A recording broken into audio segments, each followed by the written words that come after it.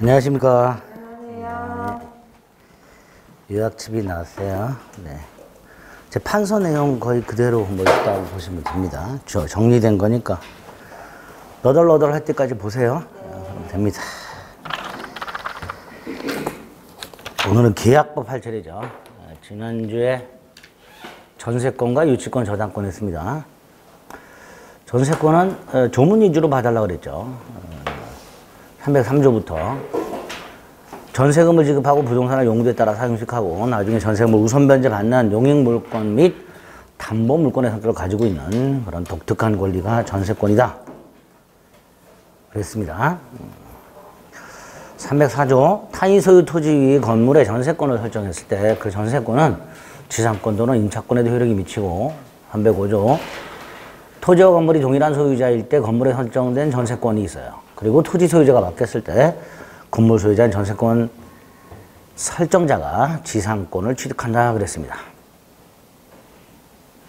308조는 306조는 이제 전세권 양도, 담보 제공, 목적물 전전세, 임대의 자유가 있대. 설정 행위로 금지할 수 있다 그거고요.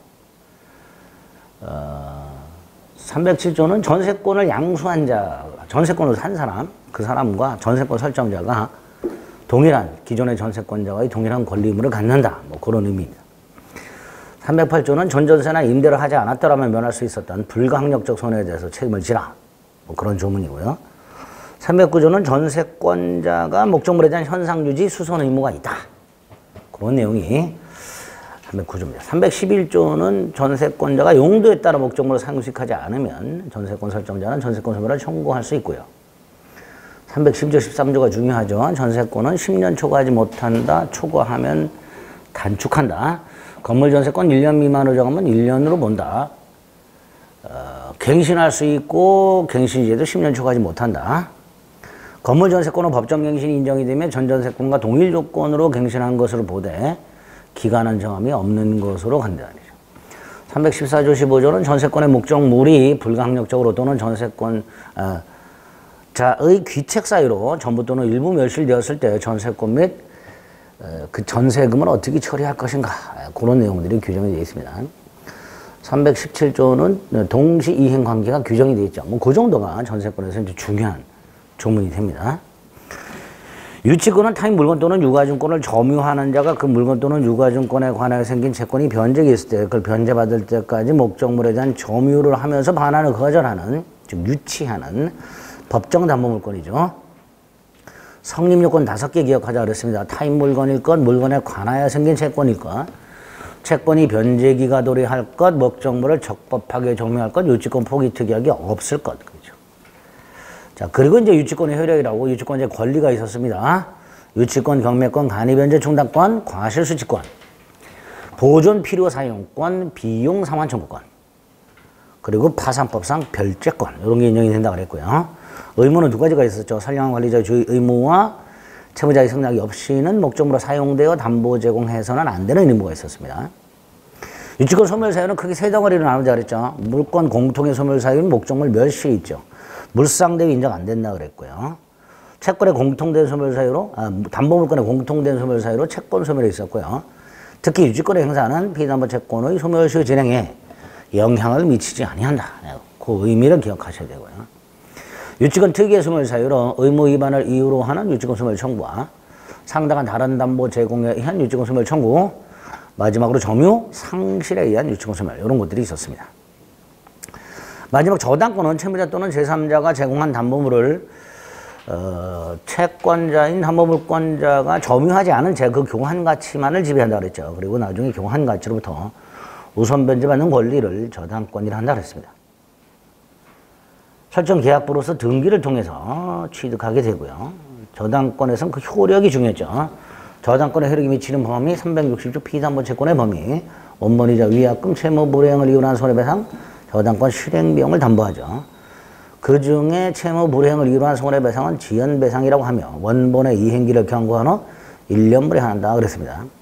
목적물의 범위, 목적물의 부합물 종물에도 미치며 목적물 압류 후 과실에도 미치며 목적물이 멸실해서 공용징수되었을 때 물상 대위가 인정이 된다 그랬습니다. 365조 건물이 없는 땅에 저당권이 설정되는 건물이 축조되었을 때 그 건물을 설정자 또는 제3자가 축조했으나 결과적으로 설정자에게 소유권이 귀속된 경우 토지 저당권자는 건물까지 일괄 경매할 권리가 있다고 그랬죠. 일괄 경매하게 되면 특히 건물 경매대가에서는 우선 면제를 받을 수가 없다. 저당권이 설정된 부동산의 소유권, 지사권, 전세권을 취득한 제3취득자가 있었죠. 그중에 소유권 취득한 사람 경매인이 될 수 있었고요. 제3취득자는 변제권과 구상권이 있었으며 제3취득가 된 이후에 지출한 비용을 경매대가로부터 우선상환 받는다고 그랬습니다. 저당권이 침해되면 저당권자는 물권적 청구권과 손해배상 청구권과 또 설정자가 침해했을 때 원상회복 또는 담보물 보충 청구권, 채무자가 침해했을 때는 즉시 변제 청구권 이런 것들이 인정이 됐었습니다. 특수저당권으로 근저당권이 있었죠. 계속적 거래계약을 통해 발생하는 장래 불특정 채권을 결산기에 일정액을 한도로 우선 변제받는 권리를 근저당권이라 했고요. 피담보 채권이 불특정되어 있고 부종성이 완화가 되어 있다는 특징이 있었습니다. 그리고 언제 채권이 확정되는가, 특히 경매 신청 꼭 기억하자고 그랬죠. 근저당권자가 경매를 신청했을 때는 신청 시에 후순위 권리자가 경매를 신청했을 때는 경락대금 완납한 때 확정이 되고요. 확정된 채권액이 채권 최고액을 초과할 때 채무자는 전부를 변제해야 근저당의 맞소를 청구할 수 있는 반면에 물상보증이나 제3취득자 같은 채무자가 아닌 자들은 채권 최고액까지만 변제하면 근저당의 맞소를 청구할 수 있다. 뭐 그런 것들이 핵심적인 내용이 됩니다. 그런 걸 이제 지난주 했죠. 자, 계약법을 합니다.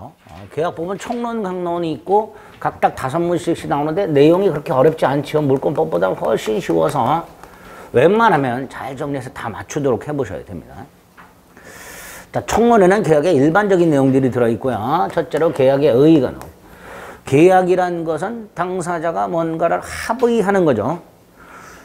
구체적으로 청약이라는 의사표시와 승낙이라는 의사표시가 합치하여 양당사자에게 채권과 채무가 발생하는 그런 법률 행위를 계약이다 한다. 계약이라 한다.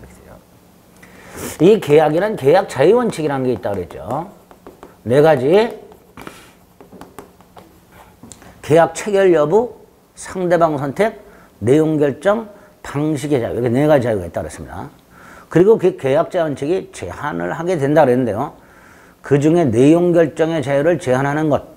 103조 반사일생이마 109조 불공정한 행위가 있고 약관 규제에 관한 법률이 하나 있다고 그랬습니다. 단항법으로. 이 약관 규제법은 최근에 출제가 됐기 때문에 다시 출제되긴 조금 어렵고요. 당분간은. 다만 이제 몇 가지 지문은 나올 수 있다고 그랬어요. 자, 약관 규제법에서 나올 수 있을 만한 지문들이 몇 개가 있는데, 첫째로 약관의 계약 내용이 편입이 되려면 약관을 작성한 자가 상대방에게 그 약관 내용을 명시하고 설명까지 해야 된다 그랬죠. 그 명시 설명 의무와 관련해서 면제가 되는 게 있었죠. 명시 설명 의무와 상대방이 충분히 예상 가능한 조항과 법령에 규정된 것들을 부연 반복하는 조항, 이런 것들은 명시 설명 의무가 면제가 되고요. 설명이 현저히 곤란한 것들은 설명 의무가 면제가 됩니다. 이런 걸 제외하고는 명설명해야 되고요. 명설명하지 않으면 작성자는 계약 내용으로 주장을 못한다 그랬어요. 하지만 상대방이 계약 내용으로 주장하는 것은 무방하다 그랬습니다. 그리고 개별 약정할 수 있으면 개별 약정이 우선한다 그랬습니다.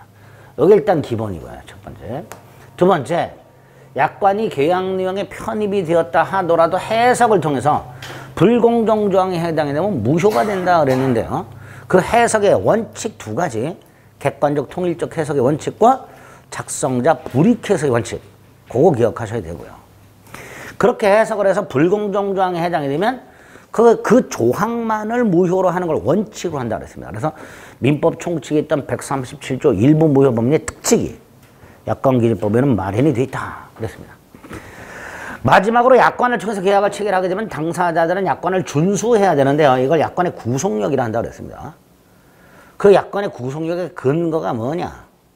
법 규정이기 때문이 아니라 당사자가 합의했기 때문이다. 그래서 약관은 준수해야 된다. 뭐 이런 것들이 지문 1-2개가 나올 수는 있습니다. 그래서 꼭 나올 만한 거 몇 가지 기억해 주시면 됩니다. 뭐 크게 어렵진 않아요. 나중에 문제 몇 가지 풀어보면 뭐 충분히 맞출 수 있게끔 쉽게 나옵니다. 두 번째가 계약의 종류가 나오는데요. 일단 민법에 규정이 있는 전형계약과 비전형계약이 있죠. 비전형계약 중에서 출제가 된 게 있죠. 중개계약. 부동산 거래 중개계약은 민법에 없고요. 중개사법에 있기 때문에 전형적인 비전형계약이 됩니다. 그 정도. 그리고 쌍무, 편무와 유상, 무상을 구별해야 되죠. 쌍무는 매매처럼 양당사자에게 채권채무가 생기는 경우, 편무는 증여처럼 어느 일방에게만 채권채무가 생기는 경우를 말하죠. 두 번째, 쌍무와 편무를 나눈 이유는 쌍무계약에만 동시 이행의 항변권과 위험부담이 적용이 되기 때문에 쌍무, 편무를 구별한다 그랬습니다. 꼭 기억하셔야 돼요. 그리고 편무계약의 예를 기억해야 되죠. 증여, 사용대차, 현상광고에다가 플러스 무이자 소비대차까지 기억을 좀 해두셔야 됩니다. 무이자 소비대차. 이자 주지 않고 돈 빌리는 거 말하죠. 두 번째, 유상, 무상도 구별해야 되는데요. 유상은 서로 주고받는 게 유상이고요. 무상은 주기만 할 뿐 받는 게 없는 게 무상이죠. 유무상을 구별하는 이유는 유상계약에만 매매 규정이 적용이 됩니다. 그 중에서도 담보 책임이 적용이 됩니다. 유상계약에만. 그래서 유무상을 구별한다 그랬고요. 무상계약의 대표가 증여와 이제 사용대차가 있게 됩니다. 자, 여기서 이 현상광고라는 놈, 편무인데 무상이 아니란 말이에요. 그러니까 유상이죠. 이 현상광고는 편무인데 유상입니다. 그리고 요물계약이라고 해서요. 당사자의 약정만으로는 성립하지 않고 뭔가를 주고받아야 성립하는 계약을 요물계약이라고 했습니다. 그래서 계약을 나눌 때 약속만으로 성립하는 낙성계약과 뭔가를 주고받아야 성립하는 요물계약으로 나누게 되는데요. 요 요물계약의 대표가 현상광고가 있고요. 매매계약에서 보는 계약금 계약 같은 게 있습니다. 이런 것들이 요물계약이 됩니다. 이렇게 구별을 한 다음에 쌍무, 편무, 유무상을 구별해야 된다 그랬죠. 계약을 쌍무와 편무로 나눴을 때 편무에는 증여와 사용대차와 현상광고가 전형적으로 있고 이걸 다시 유무상으로 나누면 유상은 모든 쌍무 더하기 현상광고가 유상이 된다 그랬어요. 나머지가 무상이 된다 그랬고 그래서 쌍무는 전부 유상이지만 유상이 전부 쌍무인 것은 아니다. 이거 기억하자라고 했습니다. 그리고 이제 좀 빨리 문제를 풀기 위해서는 우리 시험 범위에 있는 매매, 교환, 임대차, 뭐죠? 유상, 낙불, 유상, 쌍무, 낙성, 분류식 계약. 그리고 매매나 교환은 일시적 계약, 임대차는 계속적 계약. 뭐 이렇게 됐죠. 그리고 증여하고 사용대차는 전형적인 편무, 전형적인 무상 이렇게 되죠. 그 정도는 기억을 해두셨다가 계약의 종류를 물어볼 때 그걸 가지고 문제를 푸실 수 있어야 됩니다. 간단합니다. 종류. 자, 그 다음에 이제 세 번째 계약의 성립. 요게 이제 시험 문제 아주 잘 나오죠. 계약 성립은 계약의 체결을 말하는데요. 일단 계약도 법률행위니까 일반적 성립 요건. 당사자가 존재할 것, 목적이 존재할 것, 의사표시가 존재할 것. 이게 필요하죠. 그리고 양당사자가 존재해야 되며 양당사자가 일치해야 되죠. 갑이 을에게 청약을 했을 때 을이 승낙을 해야 계약이 성립한다 그랬습니다. 이런 거를 주관적 합치 이렇게 부른다 그랬어요. 또 의사표시도 청약의 의사표시와 승낙의 의사표시가 그 내용이 일치해야 된다 그랬습니다. 이걸 객관적 합치다 이렇게 부른다 그랬어요. 이렇게 주관적 또는 객관적 합치가 있어야 계약이 성립하게 되고요. 만약에 이게 일치하지 않는다. 이걸 불합치, 불합의 이렇게 부르는데 당연히 계약은 성립하지 않지요.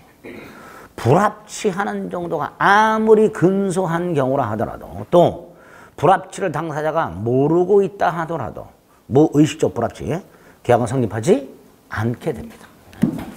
계약 성립과서 이 정도 기억하셔야 돼요. 그 다음에 계약 성립의 구체적인 모습이 있죠. 그 중에 대표적인 뭐죠? 청약과 승낙의 의사합치한 계약 성립. 이게 계약 성립의 가장 구체적인 모습이 됩니다.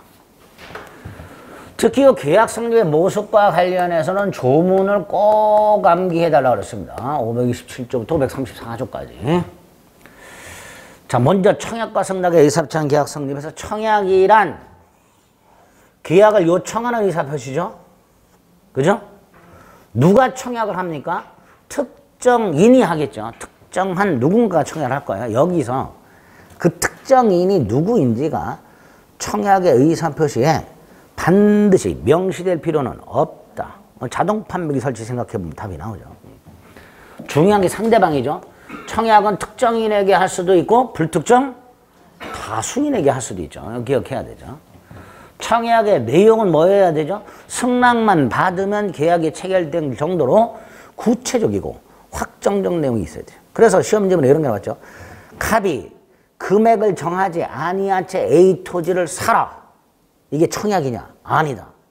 금액을 정하지 않았다면 이거 청약이 될 수가 없다 말이죠. 왜? 구체적인 내용이 없으니까. 그래서 뭐하고 구별하자? 아파트나 상가 분양 광고와 같은 청약의 유인과는 구별하자. 과는 구별하자. 다섯 번째, 청약의 효력은 뭐냐? 계약 성립 가능성인데 이게 언제 발생하는가? 여기서 111조 1항이 적용이 되죠. 청약이 상대방한테 도달함으로써 효력이 생깁니다. 111조 1항. 두 번째, 111조 2항. 청약을 발송한 후에 청약자가 사망하거나 제한 능력자가 되었다 하더라도 그 청약의 효력에는 아무런 영향이 없다. 이렇게 될 것이고요. 세 번째로 도달해야 효력이 생기니까 도달하기 전에는 철회할 수 있다. 그러나 도달 후에는 철회하지 못한다. 이게 청약의 구속력이라는 거죠. 청약은 철회하지 못한다. 자, 여기서 언제까지 철회하지 못하는가에 문제가 생긴다 그랬어요. 청약의 구속력의 존속기간. 1000년, 만년 철회하지 못한다는 아닐 테니까 언제까지 철회하지 못하는가. 청약의 구속력의 존속기간이 나오는데 이거를 청약자가 정하는 경우가 있죠. 528조 1항. 1월 9일 날 청약을 발송했고 1월 10일 날 청약이 도달했으며 1월 20일까지 답을 달라. 그러면 갑은 20일까지는 철회하지 못하죠. 또 기간을 정하지 않았을 때는 상당한 기간 철회하지 못합니다.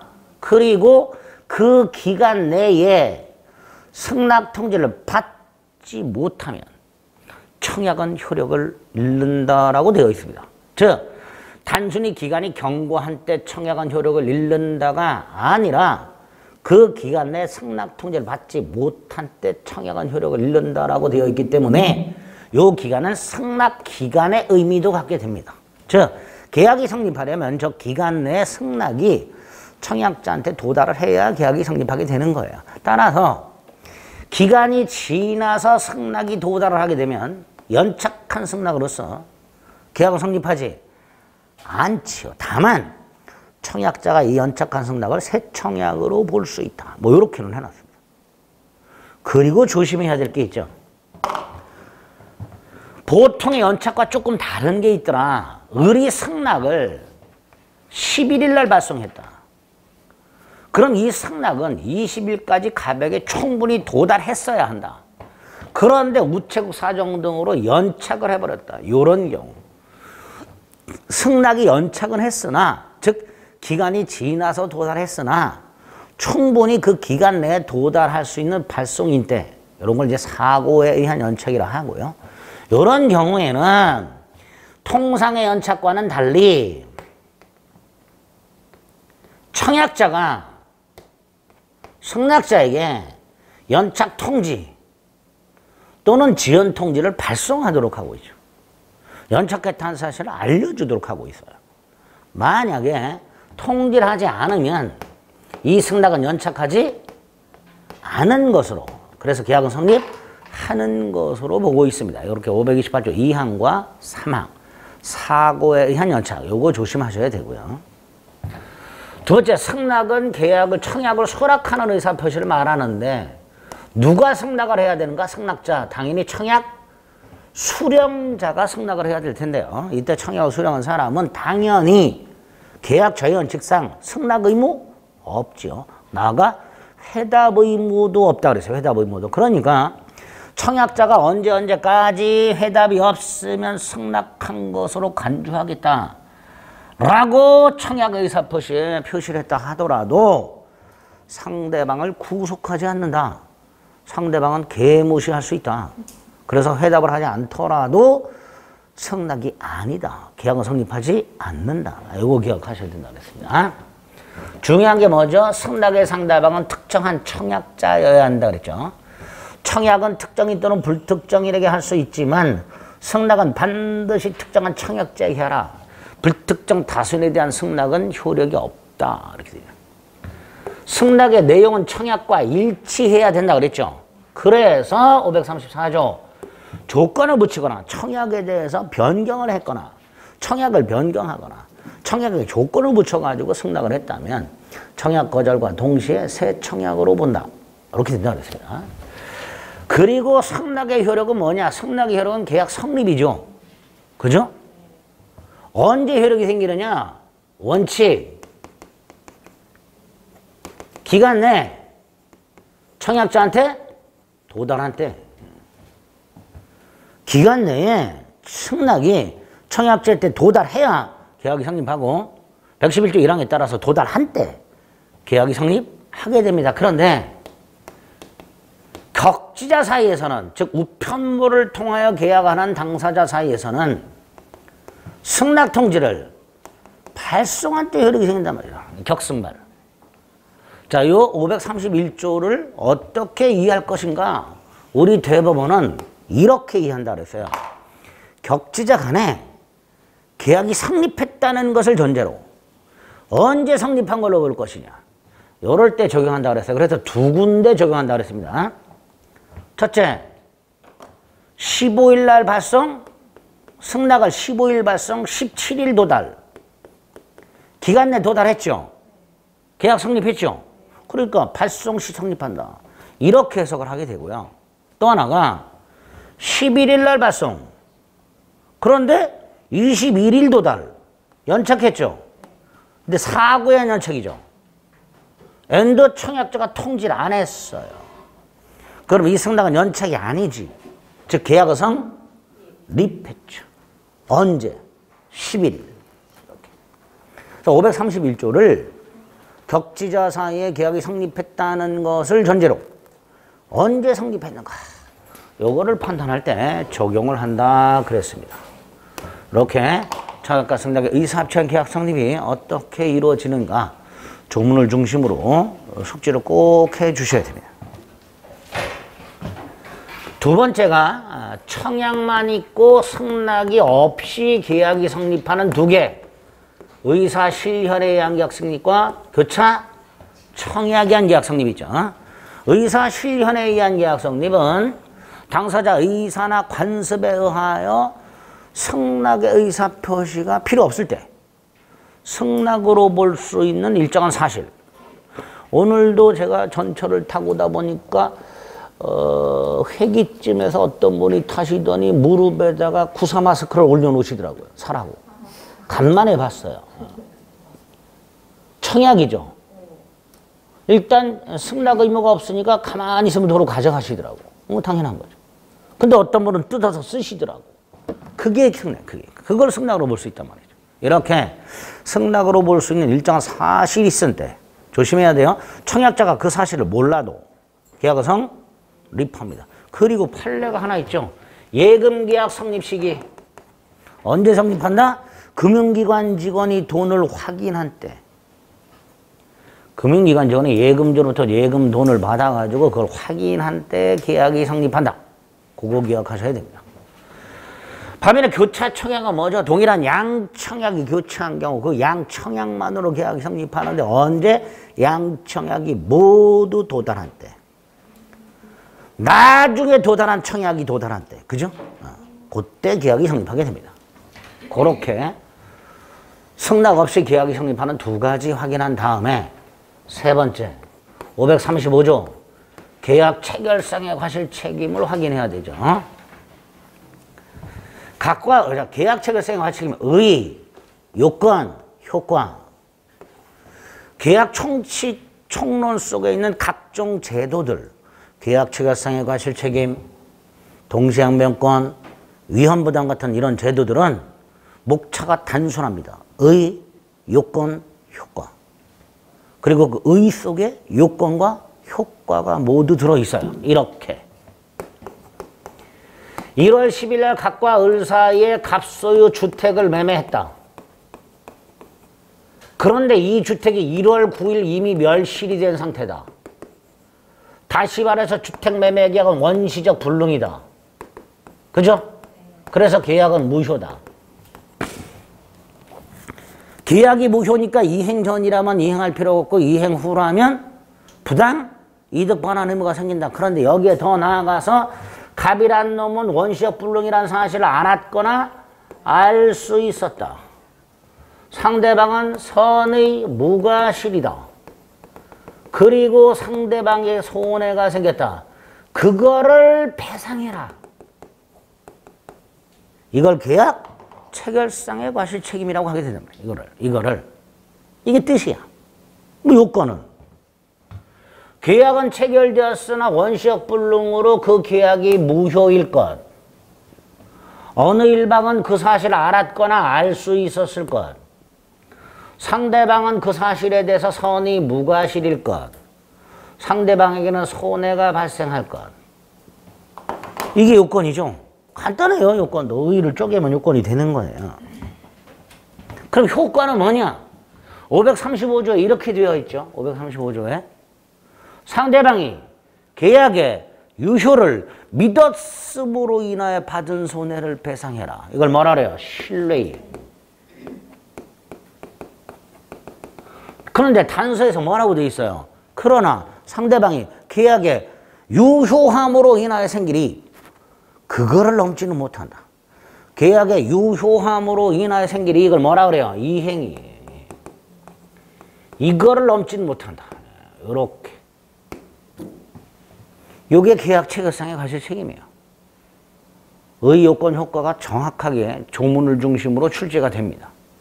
또 하나는 계약 체결상의 과실책임이 적용되는 것은 해가지고 지문 5개를 뽑아놓고 그중에 원시적 불능을 하나 고르기는 합니다. 고르라. 여기서 조심할 게 하나가 있죠. 뭐죠? 수량 부족. 수량을 지정한 매매인데 수량이 부족하거나 일부가 멸실이 되어 있거나 이렇게. 원시적 일부 불능이죠. 50평 아파트 매매 계약을 했는데 45평밖에 안 되더라. 원시적 일부 불능이죠. 그런데 요거는 매매 계약에 담보 책임 제도라는 게 따로 있더라. 담보 책임이라는 제도가. 그 담보 책임으로 처리하면 된다. 따라서 계약 체결상의 과실책임은 적용될 여지가 없다. 이거 조심하셔야 돼요.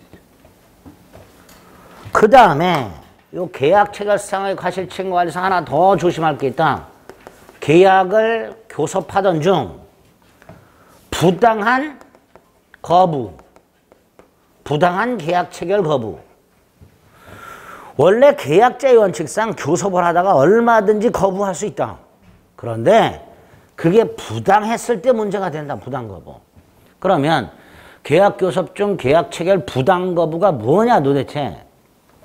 계약의 일방 당사자가 상대방에게 계약이 체결될 것이라는 강건한 믿음을 부여했다. 계약이 꼭 체결될 거다. 이렇게. 그래서 상대방이 그 믿음에 따라 행동을 했다. 그런데 그 믿음을 심어준 놈이 정당한 이유 없이 부당이죠. 계약 체결을 거부하는 걸 부당 거부로 한다. 부당 거부, 부당 파기. 여기서 첫째, 계약자의 원칙상 계약 체결을 강제할 수는 없다. 대신 너는 불법행위 책임을 져라. 무슨 책임? 불법행위 책임. 불법행위 손해배상 책임을 져라. 계약 체결상의 과실책임이 아니라. 그리고 그 손해배상의 내용은 상대방이 계약 체결을 신뢰함으로써 발생한 손해, 신뢰 손해에 한정한다. 손해배상은 뭐에 한정한다고요? 신뢰 손해에 한정한다. 단 정신적 손해배상은 따로 청구할 수 있다 이렇게 돼요. 마지막으로 그 손해배상에 포함되는 거 두 개, 계약 준비비용과 계약 이행비용. 손해배상에서 빠지는 거 두 개, 제안서, 견적서 작성비용. 계약 체결이 좌절되더라도 어쩔 수 없다라고 생각하고 지출한 비용. 제안서, 견적서 작성 비용. 요거는 손해배상에서 제외된다. 이런 것들을 계약교섭 중 부당 파악에서 확인하셔야 됩니다. 여기까지가 계약의 성립과 관련된 것들이죠. 양도 아주 뭐 단순하고요.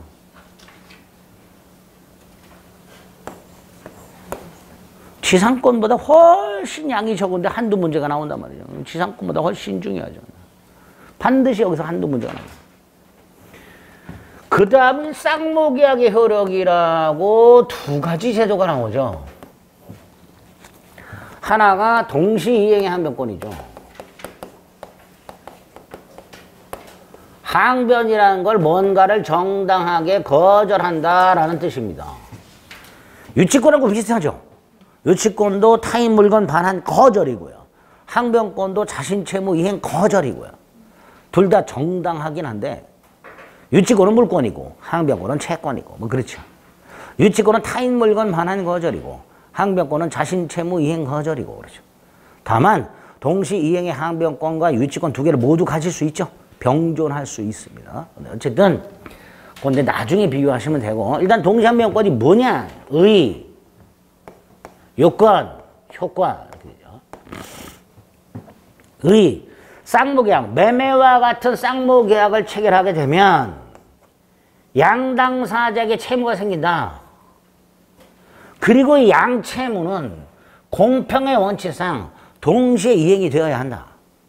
그런데 쌍모계약의 당사자 일방이 자신 채무를 이행하지 아니하는 경우에 상대방도 뭐 할 수 있다? 자신 채무 이행을 거절할 수 있다. 그게 동시 이행 항변권이다. 536조 1항에 규정이 되어 있죠.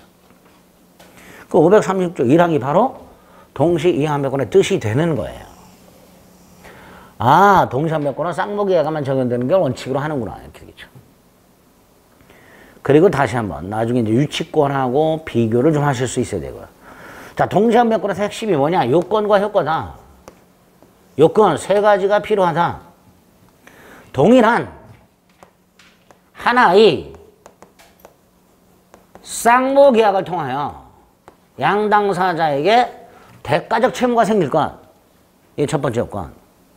두 번째, 양채무가 모두 이행기에 있을 것. 자, 여기서 양채무가 모두 이행기라는 건 이행을 청구받은 사람 입장에서 상대방도 이행기 이런 뜻이죠.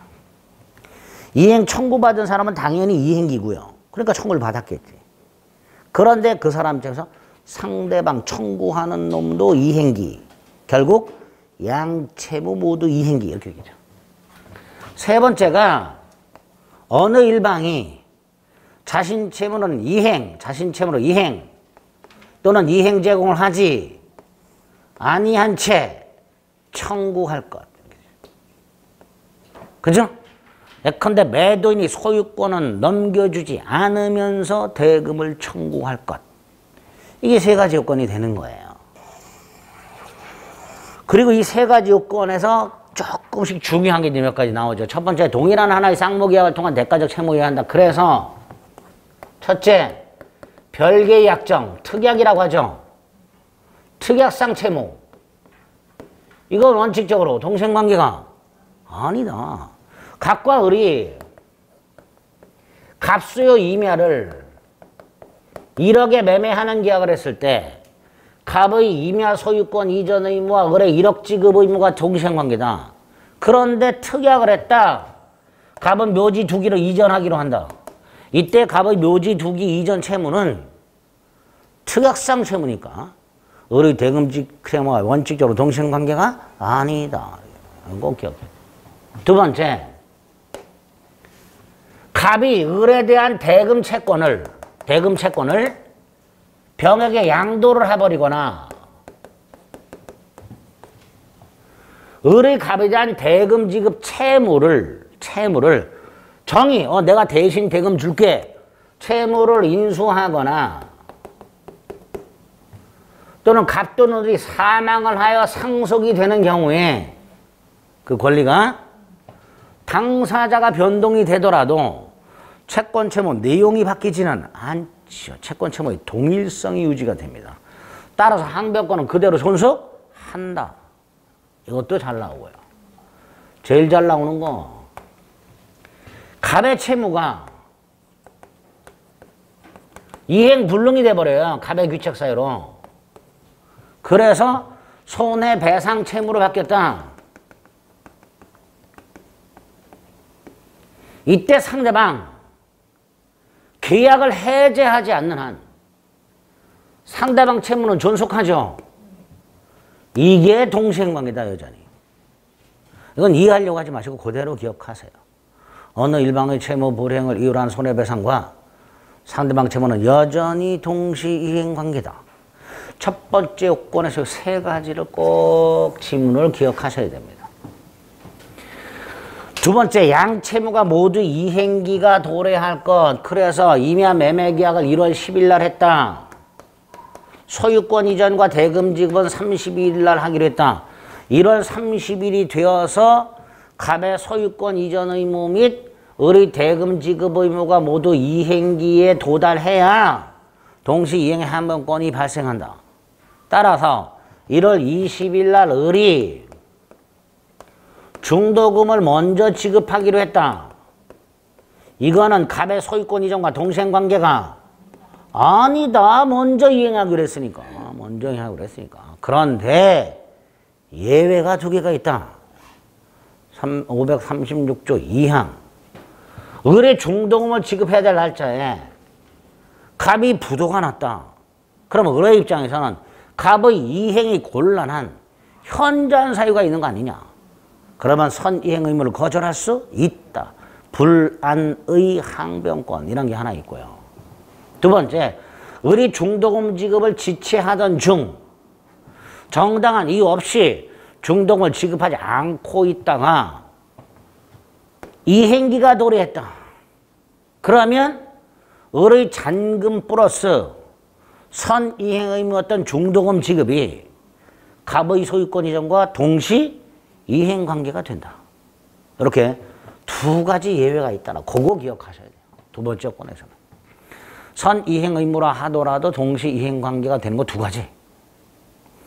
세 번째가 갑이 이행을 제공하지 아니한지 청구해야 되죠. 그러니까 만약에 1월 30일 날 갑이 소유권 이전에 필요한 서류를 제공하면서 대금을 청구하는 경우에는 을은 대금 지급을 거절할 수가 없다. 그죠? 갑이 소유권 이전에 필요한 서류를 제공하면서 대금을 청구한다면 을은 대금 지급을 거절할 수가 없고, 즉 항변권을 행사할 수가 없고 지급해야 된다. 지급을 못하면 지체가 된다. 그죠? 정당하게 거절한 걸 항변이라고 그랬고요. 부당하게 안 하고 있는 걸 지체라 한다고 했습니다. 지체가 되는 거예요. 하지만 이 을의 항변권이 소멸하는 것은 아니다. 왜? 며칠 있다가 2월 10일쯤 갑이 을에게 다시 한번 대금 지급을 청구하는데 이때는 이행을 중단한 채, 이행 제공을 중단한 채 등기서류는 안 넘겨주면서 재청구하더라 말이죠. 그럼 지체에 빠졌던 을 항변권 행사할 수 있다. 이렇게 되죠. 행사할 수 있어야죠. 그죠? 그러니까 한번 지체에 빠졌다 해서 어느 일방의 이행 제공한 청구로 인하여 을이 지체에 빠졌다 하더라도 을의 항변권 자체가 소멸하는 것은 아니다. 이렇게 되겠죠. 이 요건이 아주 중요하죠.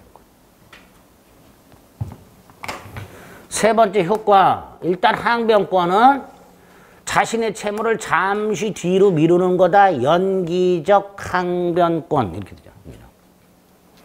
또 항변권이 있다는 것 자체로 정당하게 거절하는 거니까 지체 책임이 발생하지 않는다. 매수인의 경우 이자가 붙지 않는다. 연체자가 붙지 않는다. 세 번째, 소송에서는 어떻게 돼야 되는가? 주장해야죠. 그죠?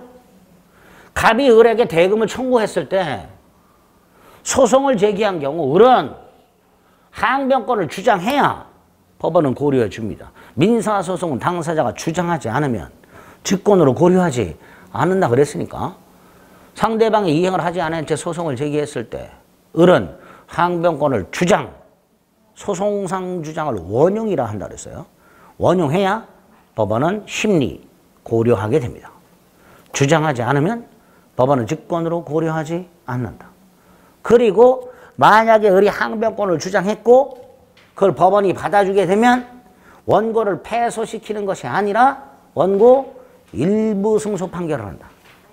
즉 을은 갑으로부터 소유권을 이전받는 것과 상환하여 대금을 지급하라.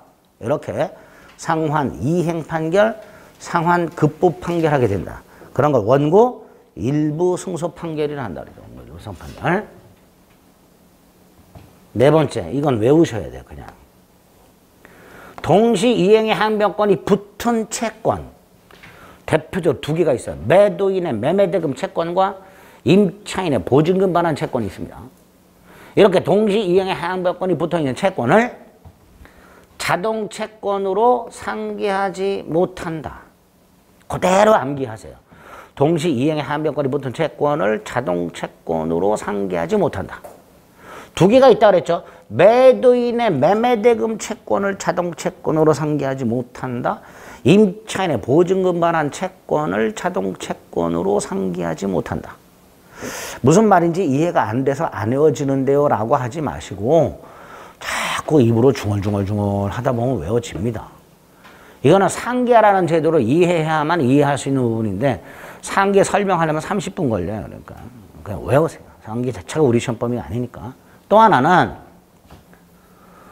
동시 이행의 항변권이 붙은 채권이라 하더라도 소멸시효에 걸린단 말이죠.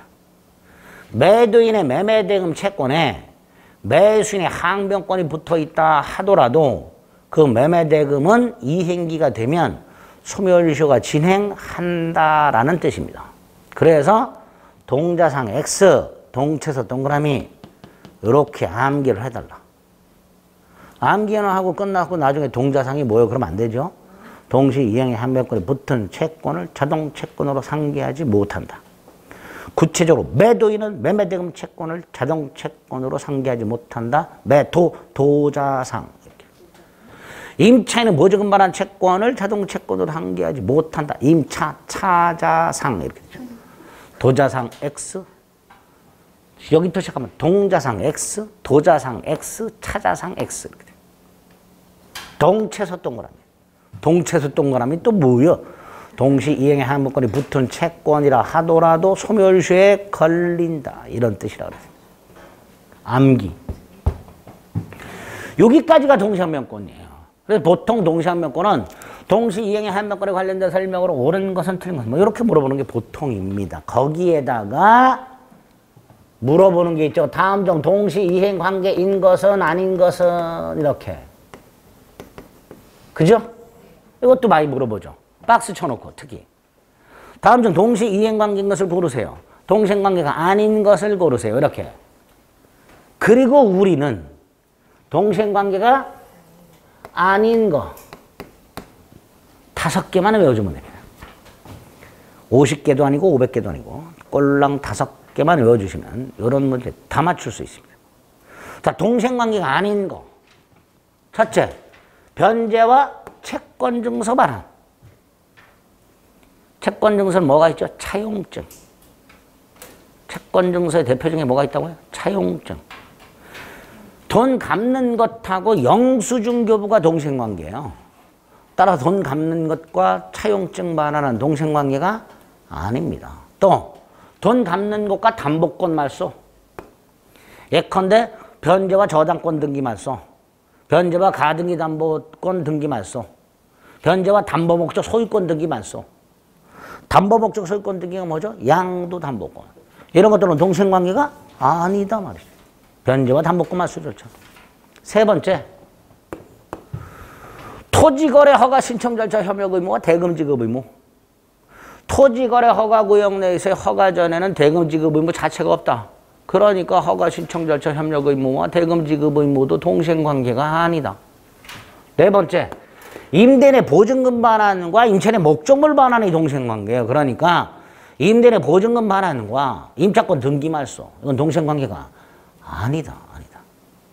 임대인의 보증금 반환과 임차인의 임차권 등기 말소도 동생관계가 아니다. 마지막, 갑소유 땅에 근저당권을 갖고 있던 을이 경매를 신청했고 그 땅을 병이 경락을 받아서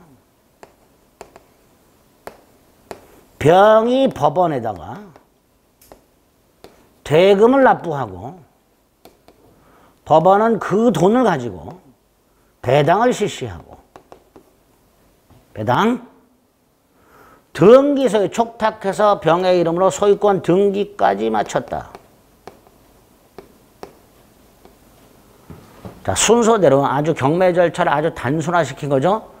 경매 신청, 매각 허가, 대금 납부, 배당 및 등기. 그죠? 아주 간단하죠. 그런데 이게 무효가 됐다. 부당이득 반환해야 되죠. 그래서 을은 병에게 배당금을 반환해야 될 것이고요. 병은 갑에게 등기 돌려줘야 되죠. 말소 등기 해줘야 되죠. 이렇게 근저당권 실행경매가 무효가 되었을 때, 근저당권 실행경매가 무효가 되었을 때 배당받은 근저당권자의 배당금 반환 의무와 경락인의 말소 등기 의무는 이행의 상대방이 다르다. 다르죠? 따라서 동생관계가 아니다. 5개. 동시 이행관계가 아닌 거 5개를 꼭 암기해 주셔야 됩니다. 쌍모계약의 효력 중에서 위헌부담보다 동시 이행한 몇 건이 훨씬 잘 나오니까 반드시 숙지하자. 일단 여기까지. 기본서, 요약집은 이제 7월 달부터 문제 풀이하면서 할 거니까 기본서, 요약집 없는 분도 계시니까 기본서 체크하겠습니다. 412페이지. 요약집은 문제 풀이하면서 정리하면서 체크해 드릴 거예요. 412페이지. 계약의 의의 중에 협의의 계약. 그게 그 뜻이고요. 계약 자유원칙 오른쪽 내용 4개가 있고요. 그 제한 중에서 동그라미 3번 내용 결정의 자유 제한이 있고요. 한 장을 넘기면 약관에 의한 계약이 나오죠. 양가로 2번 약관 구속력의 동그라미 1번 구속력의 근거. 동그라미 2번 약관규제법 2항, 3조 2항. 그게 명시 설명 의무죠. 밑에 3항. 설명이 현저히 곤란한 것은 설명 의무가 면제가 되죠. 4항. 명시 설명 의무를 위반하게 되면 작성자는 계약 내용으로 주장할 수 없다고 되어 있죠. 다음 페이지 기역과 니은. 기역과 니은. 동그라미 3번에 기역과 니은과 디귿.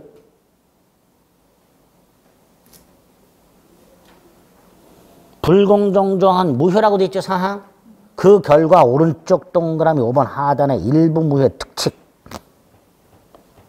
일부 무효의 특칙. 다음 페이지 쌍무 편무. 특히 3번 구별 실익. 유상무상도 3번 구별 실익. 그리고 핵심의 오른쪽 네모. 쌍무는 모두 유상, 유상이 모두 쌍무는 아니다. 오른쪽 낙성 요물이 있죠. 동그라미 2번에 요물계약이 있죠. 세 번째 줄에 계약금 계약이 있죠. 오른쪽 날개에 현상광고 있죠.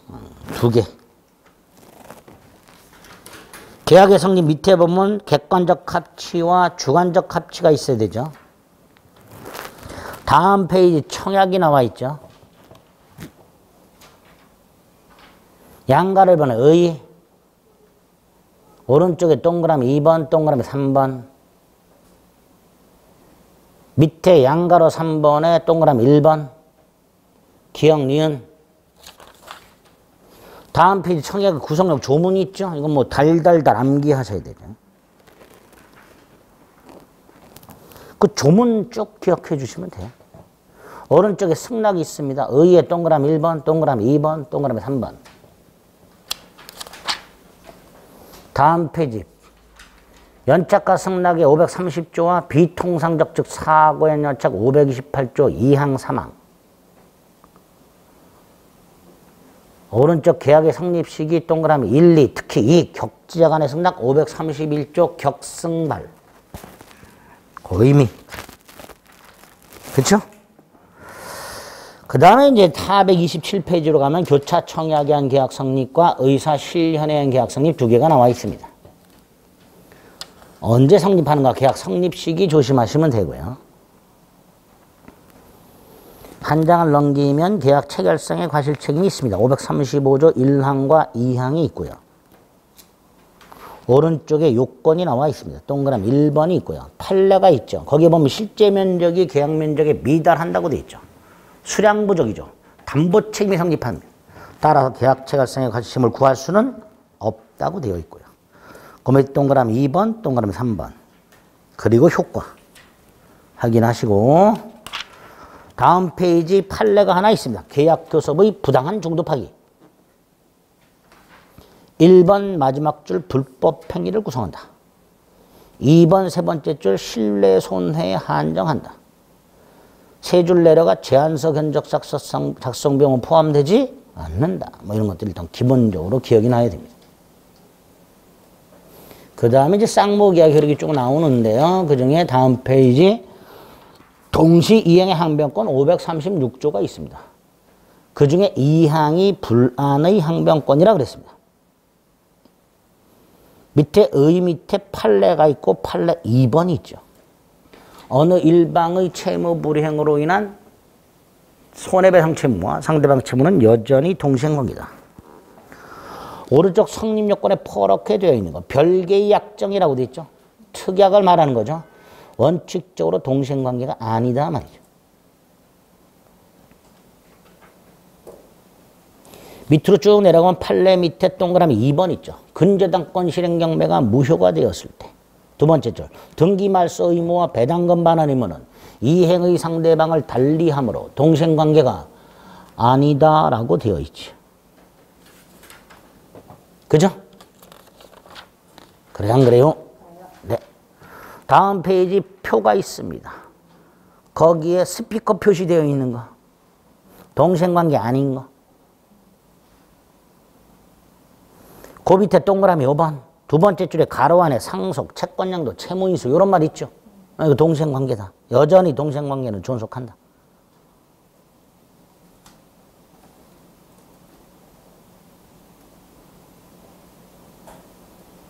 날개 부분의 기출 마지막 거.